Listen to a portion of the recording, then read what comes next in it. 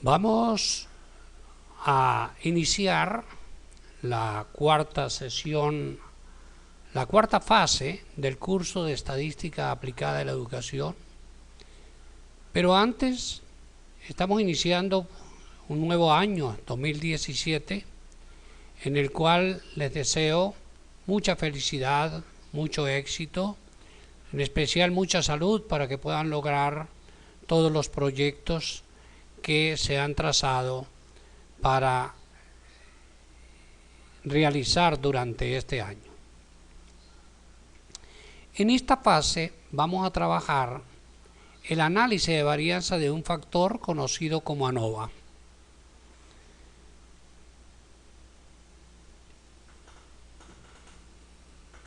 La ANOVA pues es una técnica estadística paramétrica y se utiliza cuando se tiene más de un grupo. Anteriormente, en la tercera fase, hicimos referencia a la TDStudent, era solamente para dos grupos. Ahora pues vamos a trabajar con más de dos grupos, donde se van a comparar las medias de las poblaciones para ver si hay diferencia. Y eso pues se va a hacer obviamente no con la media de las poblaciones, sino se toman las muestras y con base en las muestras se hace la inferencia de la población.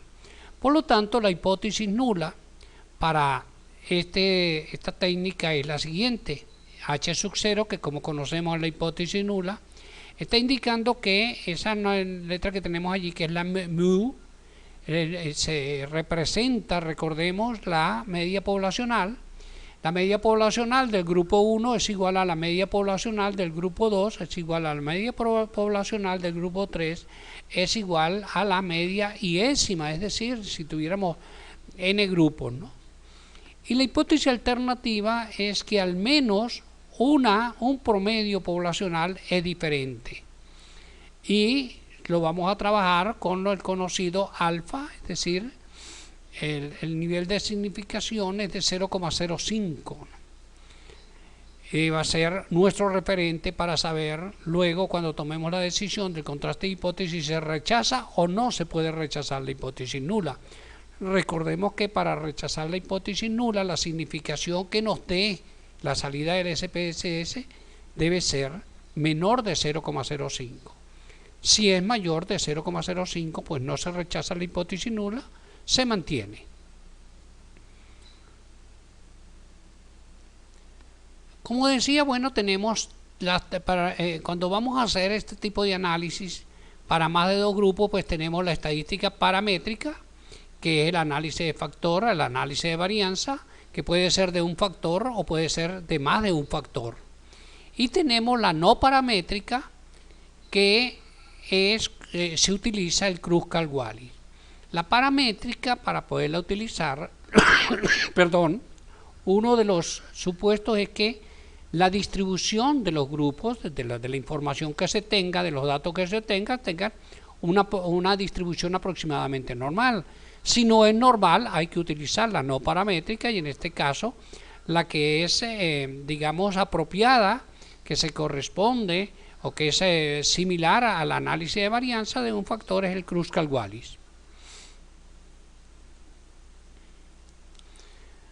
¿Qué es un factor? Pues bueno, el factor en este caso, para esta técnica estadística de la ANOVA, es la variable independiente, y esta variable independiente por lo general es cualitativa. También se maneja el término de nivel.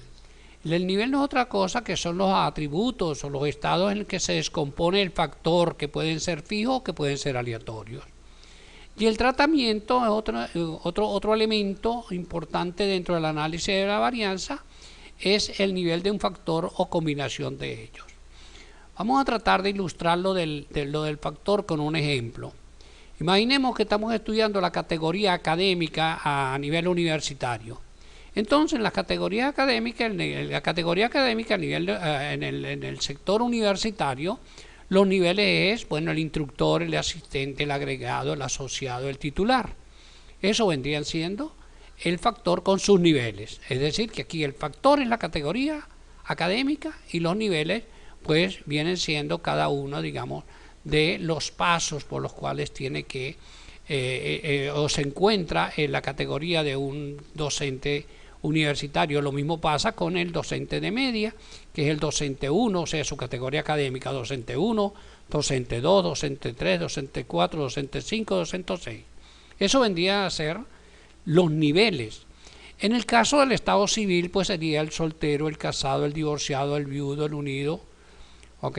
Entonces, el factor sería el estado civil en este último caso, y los niveles vendría siendo cada una de las situaciones en las cuales se encuentra la persona, si es soltera, es casada, es divorciada, etc.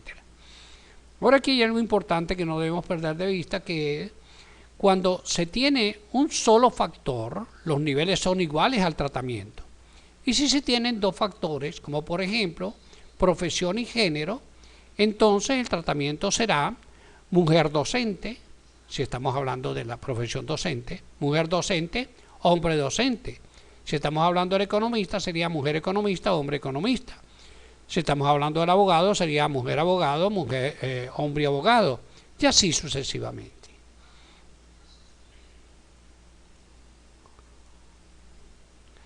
Aquí tenemos entonces un diseño factorial. Esto que están viendo, este cuadro acá, es un diseño factorial, donde la variable dependiente, que es aquí, P sub D, calidad de vida, para el ejemplo que tenemos acá. Aquí tenemos un factor que es el género. Está constituido por hombre y mujer, que vendrían siendo sus niveles. Y tenemos la factor profesión, y sus niveles serían docente, economista y abogado.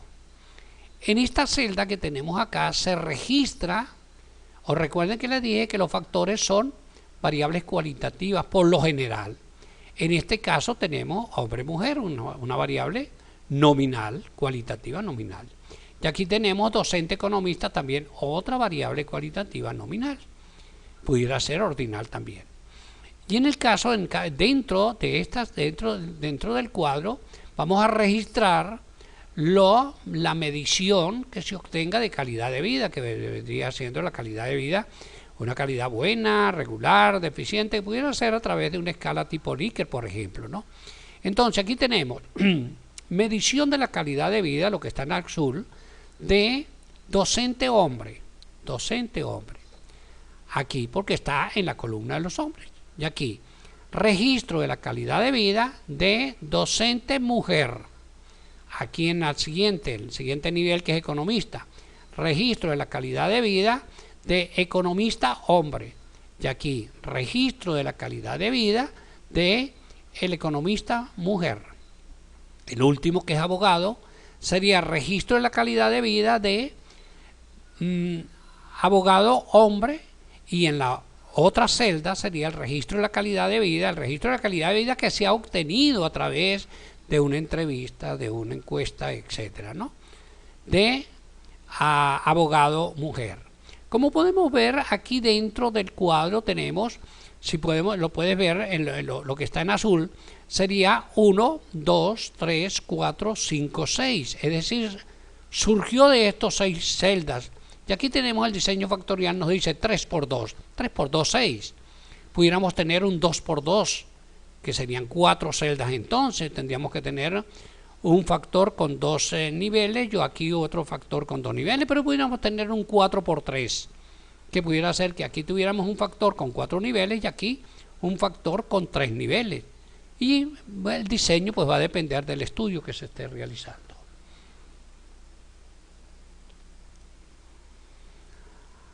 Tenemos el experimento con un factor, como les decía, pues pueden ser efectos, tenemos modelo tipo 1 que es con efectos fijos, tenemos otro que es un modelo tipo 2 que es efectos aleatorios, y tenemos uno mixto que es la combinación de estos dos modelos y vendría siendo el modelo tipo 3. Para el caso del efecto fijo, uno selecciona previamente, digamos, los grupos donde va a ser el estudio. Por ejemplo, supongamos que estamos trabajando con núcleos y extensiones, donde los núcleos están ubicados en Los Teques, en Vargas y Higuerote. Núcleo me refiero a académicos, donde se están haciendo cursos de posgrado, cursos de pregrado, etcétera, ¿no?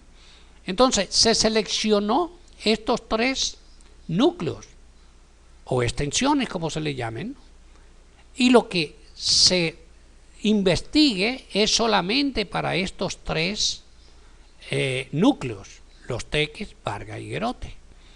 Pudiera ser que uno de ustedes esté haciendo un estudio en unos liceos y usted va a tomar solamente 3 liceos, el liceo A, el liceo B y el liceo C.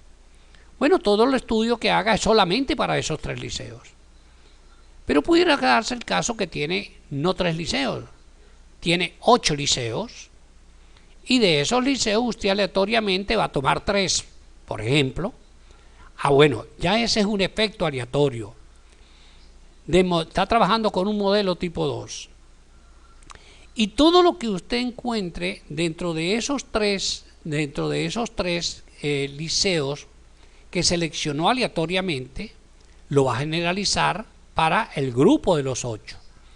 En este caso se está hablando de 20 núcleos y se seleccionó aleatoriamente 8. Pues los resultados del estudio para 8 se generalizan para los 20. Y esto es lo que se denomina un experimento con un factor de efectos aleatorios. El primero es un experimento de un factor de efectos fijos. Y bueno, el segundo pues sería la combinación de los dos.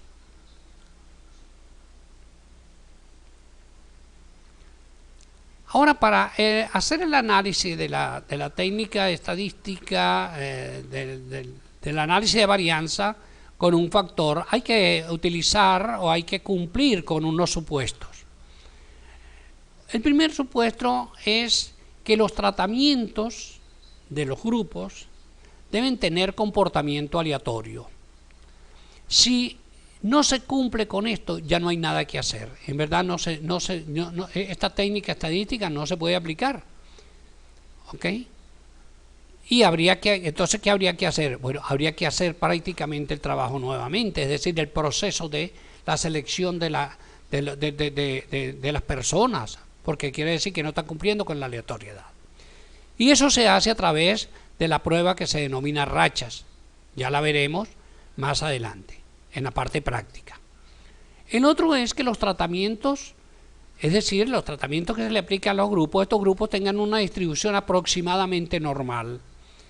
Esta distribución aproximadamente normal, de la cual ya conversamos cuando hablamos de la simetría, ya hablamos de la kurtosis, pero también ya había hecho mención en una oportunidad de Kolmogorov-Smirnov, también sé por qué, y Shapiro-Wilk, ¿ok? Que vamos a utilizar uno de los dos dependiendo de los grados de libertad. Bueno, más adelante yo lo voy a ilustrar con el ejemplo. Y el gráfico de normal. Pero generalmente con Kolmogorov-Smirnov y Shapiro-Wilk ya allí podemos saber cómo anda lo de la normalidad de esas distribuciones. Y luego tenemos la homogeneidad de varianza, conocida también como esa homocedasticidad o heterocedasticidad. Lo ideal es que esos grupos tengan varianzas iguales, es decir, la homocedasticidad. Pero en caso que no lo tengan, no tenemos tampoco mucho inconveniente, porque hay técnicas estadísticas que nos permiten trabajar aún teniendo heterocedasticidad. Y esta prueba la conseguimos con Leven, que ya ustedes lo conocen porque lo trabajaron en la TED Student. La hipótesis nula para la homogeneidad de varianzas pues dice que la varianza del grupo 1 es igual a la varianza del grupo 2, igual a la varianza del grupo 3, igual a la varianza del grupo 4, igual a la varianza de un grupo K, es decir, n grupos. Y la hipótesis alternativa es que al menos una de esas varianzas sea diferente. De esa manera se prueba, pero eso lo vamos a ver también prácticamente. Digamos, esta teoría era necesaria para que ustedes vayan tratando de entender lo que luego en la práctica vamos a desarrollar. Y aquí tenemos un estudio, vamos a hacer un caso de estudio y me voy a apoyar en un archivo llamado Employee Data. Y Vamos entonces a trabajarlo de la siguiente manera. Dice, utilizando la técnica estadística paramétrica o no paramétrica, aquí estoy ya incluyendo las dos, porque recuerden que si no es normal no puedo utilizar la técnica, la NOVA, sino que tengo que utilizar a Kruskal-Wallis. Entonces, verificar la siguiente hipótesis. A nivel poblacional, hay diferencia en la experiencia previa promedio, expresada en mesas, y la categoría laboral. Es decir, que estas dos variables, experiencia previa y categoría laboral, están de hecho en esta data que se llama Employer. Para realizar este trabajo, pues habría que, en cualquiera, ¿no? Cualquier tipo de estudio que se vaya a hacer con esta técnica, lo primero que hay que hacer es analizar los supuestos. Es decir, verificar esos supuestos. ¿Cuál? El supuesto de aleatoriedad, de normalidad, y el de homocedasticidad, es decir, la igualdad de la varianza. Y en función de los resultados, tomar decisiones con relación a la técnica estadística a utilizar. Es decir, si hay normalidad, la paramétrica. Si no hay normalidad, la no paramétrica. Aplica la técnica estadística correspondiente e interpreta los resultados. Repito, esto lo vamos a ver prácticamente en el siguiente video.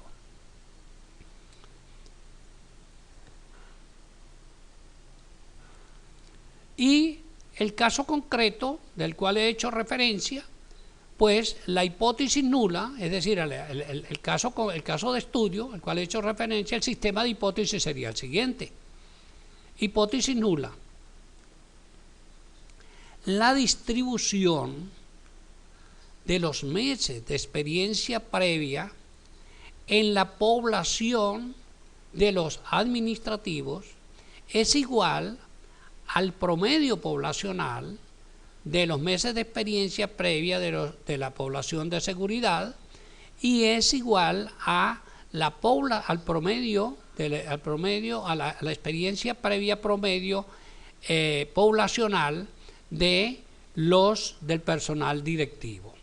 Es decir, que la categoría laboral en este employer son administrativo, seguridad y directivo.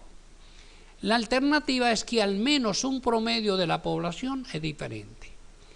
El nivel de significación, pues el que hemos venido trabajando, el alfa 0,05.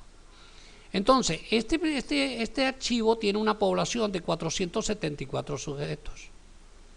Y con un nivel de confianza, vamos a trabajar con un nivel de confianza de 95%, seleccioné un error de 0,045, es decir, del 4,5%, y eso me dio un tamaño de muestra de 306. ¿Cómo saqué esto? Pues bueno, utilicé la tabla para obtener muestras que ya ustedes trabajaron en la segunda tarea. Ustedes ya utilizaron la tabla y exactamente con esa misma muestra ustedes van a hacer el trabajo que yo les voy a indicar más adelante. Bueno, con esto pues finalizo este video relacionado con el análisis de varianza. Luego vamos a ver la parte práctica en el siguiente video.